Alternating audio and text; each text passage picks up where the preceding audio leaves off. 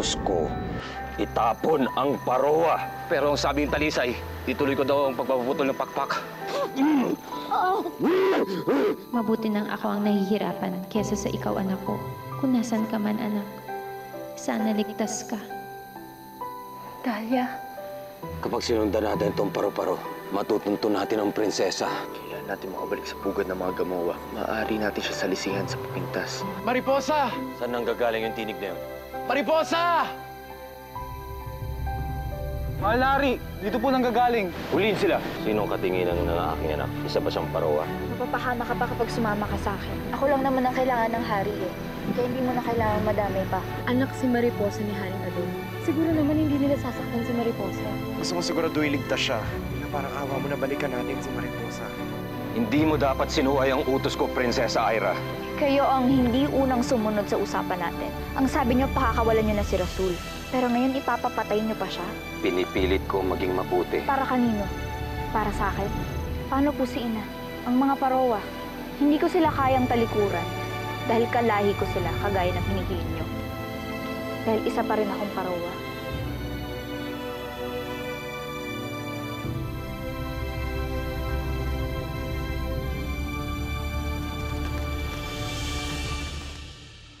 Dahil sa ginawa mong pag-utos na patayin ang kaibigan ng anak ko, wala na siyang tiwala sa akin. Lalo lang lumalayo ang loob niya sa akin. Nais ko lang ipaalala sa inyo, mahal na hari, na siya ang unang nagtraidor. Nakipagsabwatan pa rin siya sa mga parowa.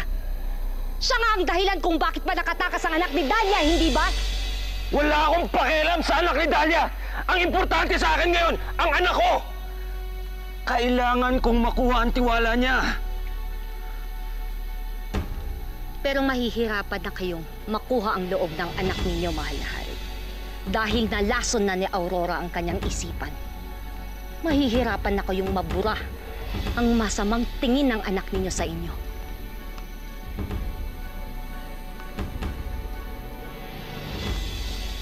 Hindi. Hindi ako titigil hanggat hindi ko nakukuha ang tiwala ng anak ko sa akin.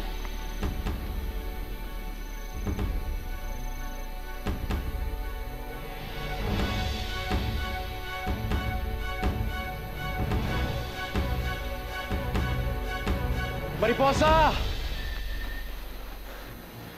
Mariposa! Wala lang sila rito.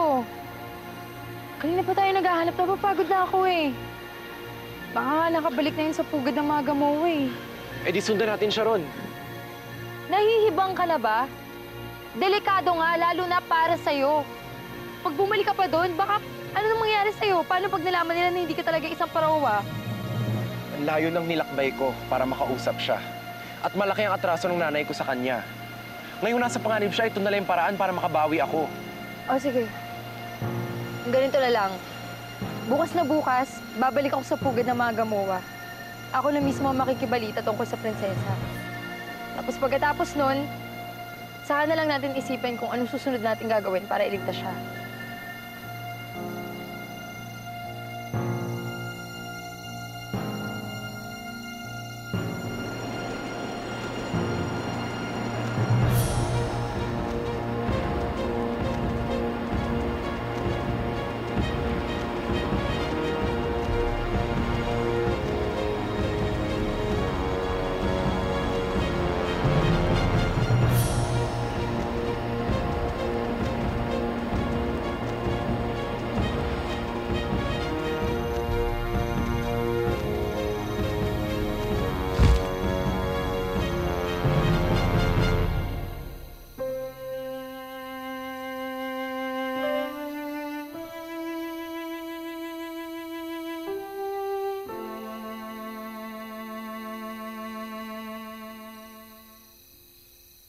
Ipagpapatuloy ko na simulan natin, Ina.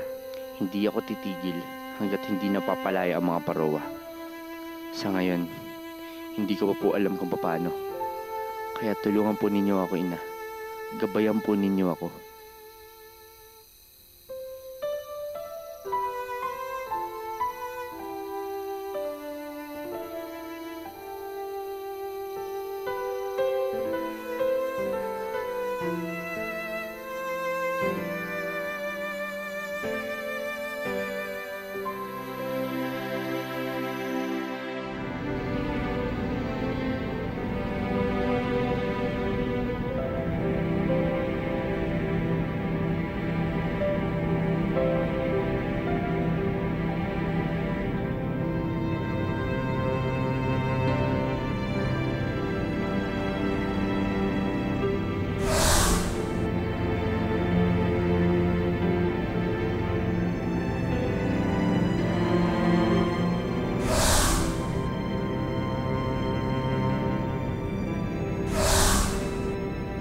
Paalam, Dahlia. Habang buhay na mananatili ang katapatang ipinakita mo dito sa aking puso. Gabayan ka nawa ni Bathala.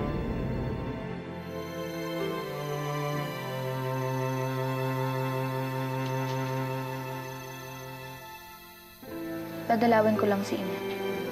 Nako, hindi po pwede. Utos po ng hari. Nakikiusap ako. May gusto lang naman akong sabihin sa kanya eh. Mga kawal.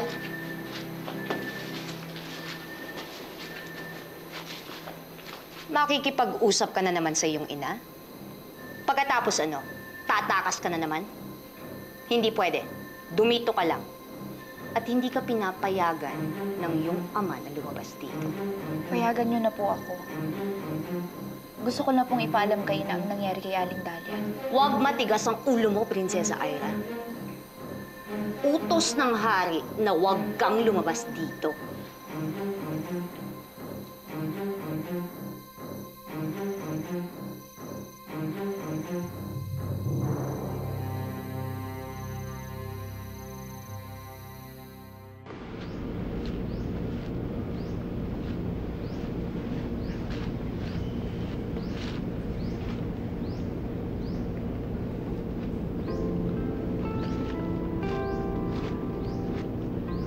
Natulog ka ba?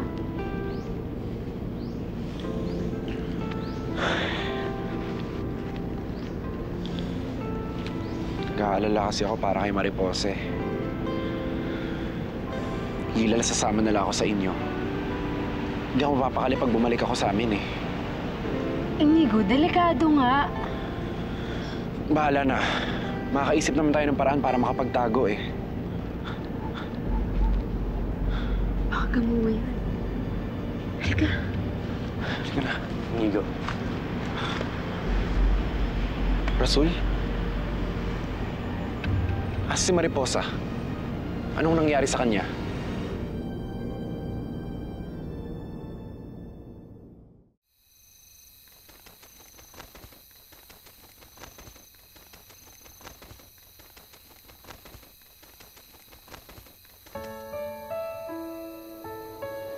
Ang sama-sama talaga ni Ama.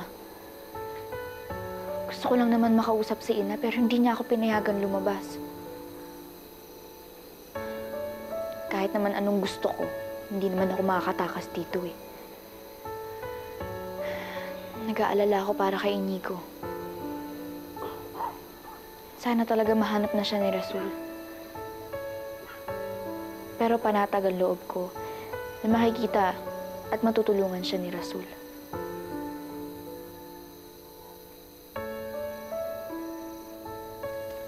Uy! Sandali!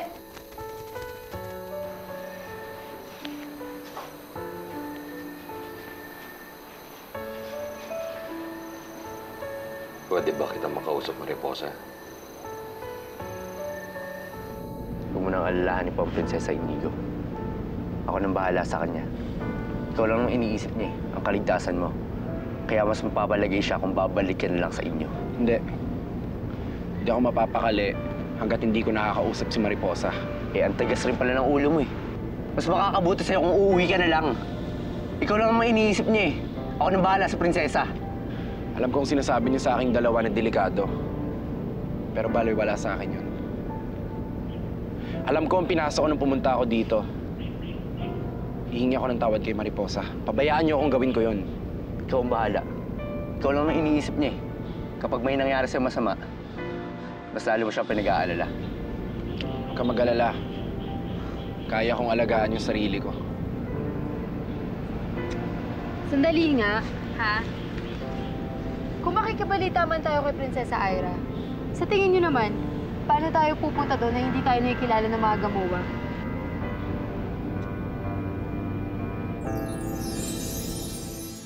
Gusto ko sana makuha yung tiwala mo, anak. Sabihin mo lang, gagawin ko. Sinabi ko na po sa inyo ang dapat niyong gawin. Ang palayain ng mga Parowa. Hindi ganun kadali yun. Para namang sinabi mong patayin ko yung mga kalahi kong gamuwa. Nakalahi mo din. Kayo na din po ang nagsabi na lahat gagawin niyo para makuha ang tiwala ko. Handa ko naman pong tanggapin na ako ang anak niyo. Pero sa tuwing sinasaktan niyo si Ina, at pinagmamalupitan ng iba pang mga Parowa, nawawala po ang respeto ko sa inyo. Dahil wala po ako ibang makita kung hindi ang kalupitan niyo. Opo, kalahati po akong gamuwa. Pero kalahati din akong Parowa. At kailangan kong isipin ang kapakanan nila. Palayain niyo ang mga Parowa. At buong puso ko pong tatanggapin kayo bilang ang aking ama.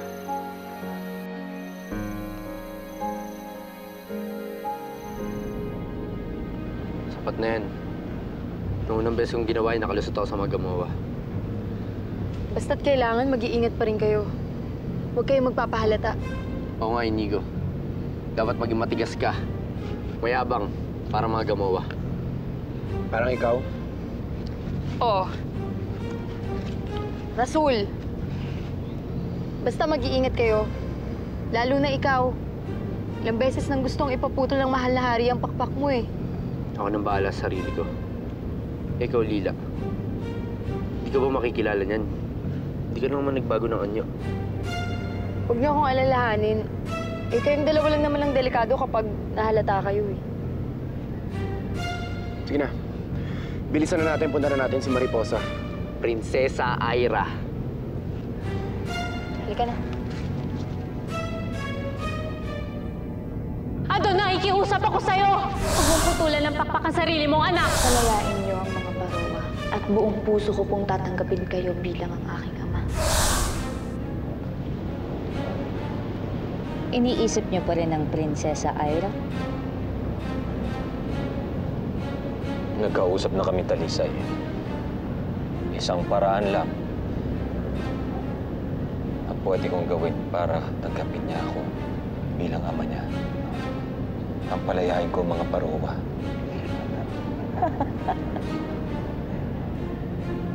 Huwag niyong sabihin pinag-iisipan ninyo ang hiling ng inyong anak.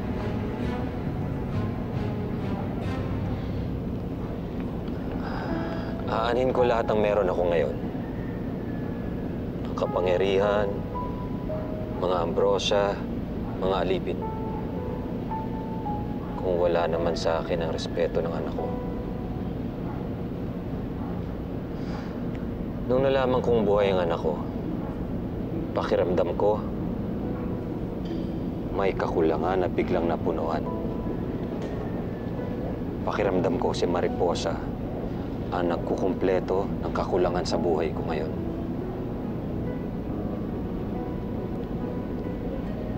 Ngayon, sabihin mo sa akin, Talisay, hindi ko pa ibibigay ang hiling ng anak ko. Hindi kayo sigurado kung talagang mamahalin kayo ng anak ninyo kapag ginawa niyo yan. Pero pagsisisihan ko, sakaling hindi ko gagawin ang magagawa ko para sa anak ko.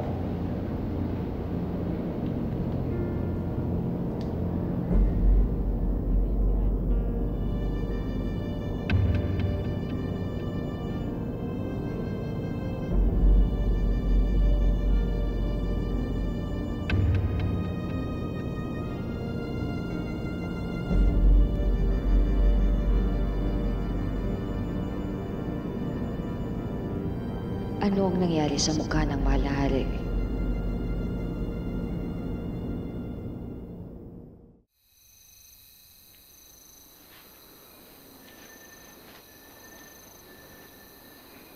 Anak, Ina,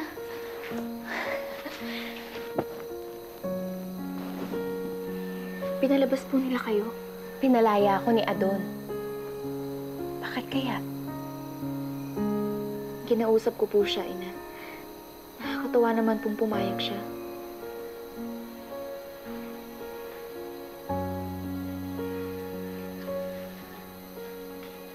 Sigurado ako. May kapalit tong paglaya ko. Wala po. Gusto lang pong makuha ni Ama ang tiwala ko. Ama, Yun po ang gusto niyang itawag ko sa kanya. anak, huwag ka masyado magtiwala kay Adon.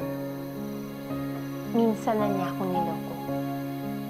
Hindi malayang gawin niya sa'yo yun.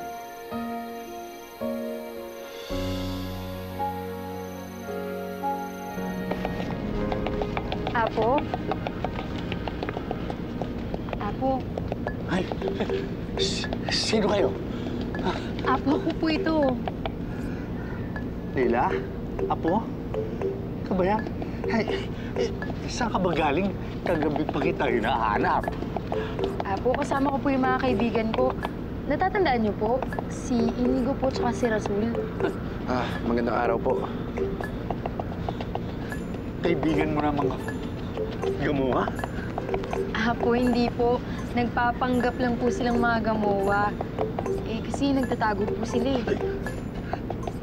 Nagtatago? Nagpapanggap? Bakit mga kriminal ba yan? Ay, naku, Apo, hindi po. Gusto po kasi nilang iligtas si Prinsesa Ira. Prinsesa? Bakit? Meron bang prinsesa ang mga paroa? Apo, kailangan niyo na po sigurong inumin yung gamot niyo kasi lumalala na po yung pagiging makakalimutin niyo. Sanay lang po, Sige. Hello po, Apo. Ito po, Apo.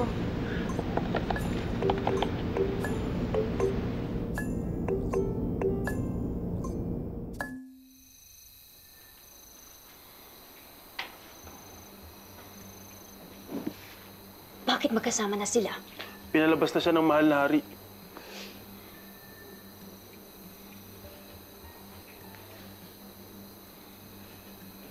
Pagdating ko po dito, gusto ko po agad ipaalam sa inyo ang nangyari kay Aling Dalia. Nakarating na sa akin ang balita. Kamusta na si Rasul? Hindi niya po matanggap nung una. Pero ngayon, mas pursigito po siyang kalabanin ng mga gamowa. Nasaan siya? Sinabi ko po sa kanyang hanapin at tulungan si Inigo. Nandito ang kaibigan mo? Opo.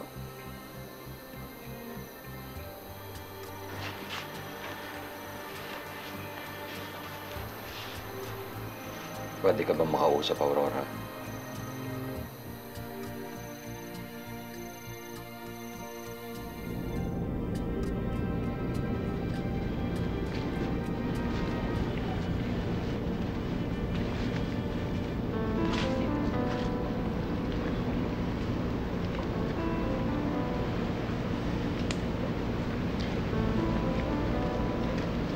Dito. Dito maaaring tumutuloy ang prinsesa. Paano tayo makakalusot? Ang daming bantay. Kung hintay na lang kaya natin na makalabas ang prinsesa. Kung makakalabas siya, sigurado ako, kinulong na naman siya ng ama niya dahil sa nangyari kahapon.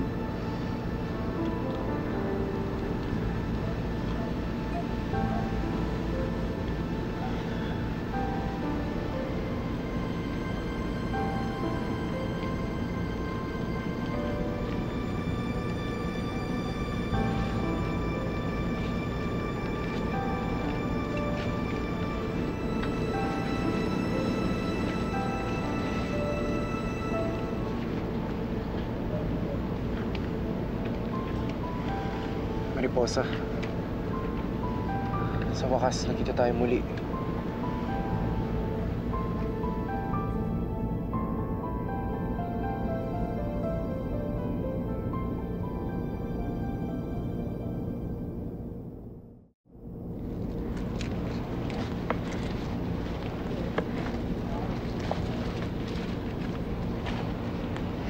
Prinsesa, doon ka muna sa hardin. Pwede na po akong lumabas? Oo. Maaari mo nang gawin ang nais mo. Sige na, anak.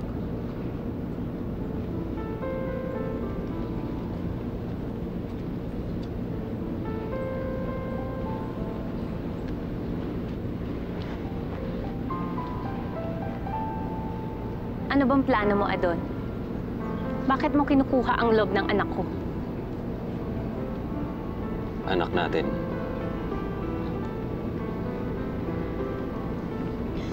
Ano bang kapalit na itong pagkalaya ko?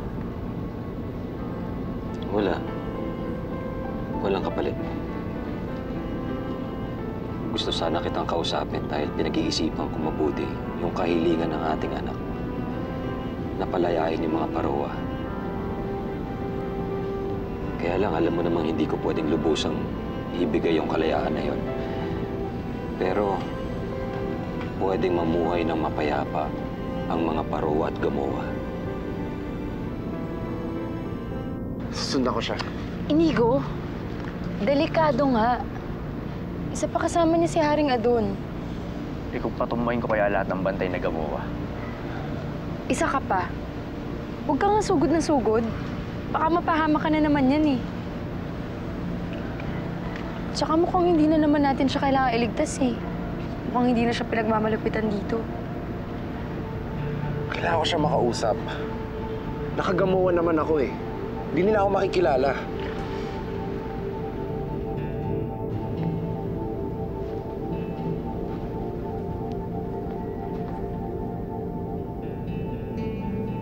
Sino yan?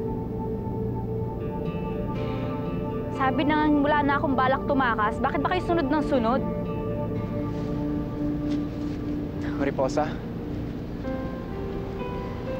Mariposa?